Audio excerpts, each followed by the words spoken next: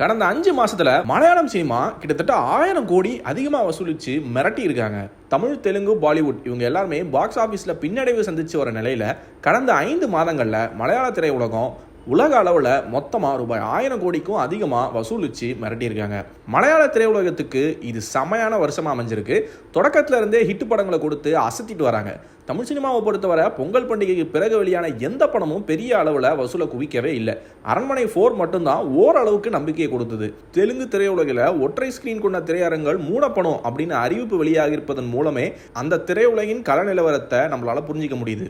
பாலிவுட்டில் fighter, ஷைத்தான், crew ஆகிய படங்கள் ரூபாய் 100 கோடி வசூலை தாண்டின. திடீர்னு சர்ப்ரைஸ் சீட் கொடுக்குற கன்னட இண்டஸ்ட்ரியில கூட இன்னும் எந்த அதிசயமுமே நடக்கல.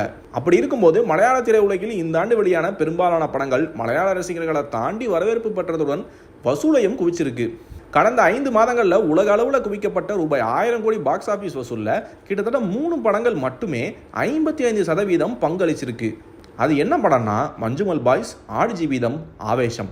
இந்த 3 படங்கள் சேர்ந்து கிட்டத்தட்ட ரூபாய் 551 கோடியை வசூல் பண்ணியிருக்கு அப்படின்னு தகவல் வெளியாகிருக்கு. மஞ்சுமல் பாய்ஸ் ரூபாய் 240 கோடி வரை வசூல் பண்ணியிருக்கதா சொல்லியிருக்காங்க. அதுக்கு அடுத்த இடத்துல பிருத்திவிராஜோட ஆடு ஜீவிதம் ரூபாய் 157 கோடி, ஃபகத் ஃபாசிலின் ஆவேசம் ரூபாய் 153 கோடியை ஈட்டியிருக்கு.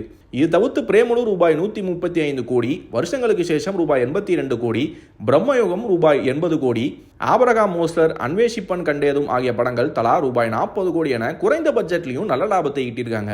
அண்மையில் வெளியான பிருத்திவிராஜின் குருவாயூர் அம்பலநடையில் படம் 5 நாட்களிலே ரூபாய் 50 கோடியை வசூல் பண்ணியிருக்கு. கடந்த ஆண்டில் மலையாள சினிமா மொத்தமாக ரூபாய் 500 கோடி தான் வசூல் பண்ணியிருந்தாங்க. 2018 கண்ணூர் ஸ்குவாட், ரோமாஞ்சம், நேரு ஆகிய படங்கள் கடந்த ஆண்டு குறிப்பிடத்தக்க வசூலை ஈட்டின. அந்த வகையில் இந்த ஆண்டு வெறும் 5 மாதங்கள்லேயே ரூபாய் 1000 கோடியை வசூல் பண்ணி முன்னேறி இருக்கு மலையாள சினிமா. இதை பற்றி நீங்கள் என்ன நினைக்கிறீங்க அப்படின்றத கமெண்ட்ஸில் போடுங்க.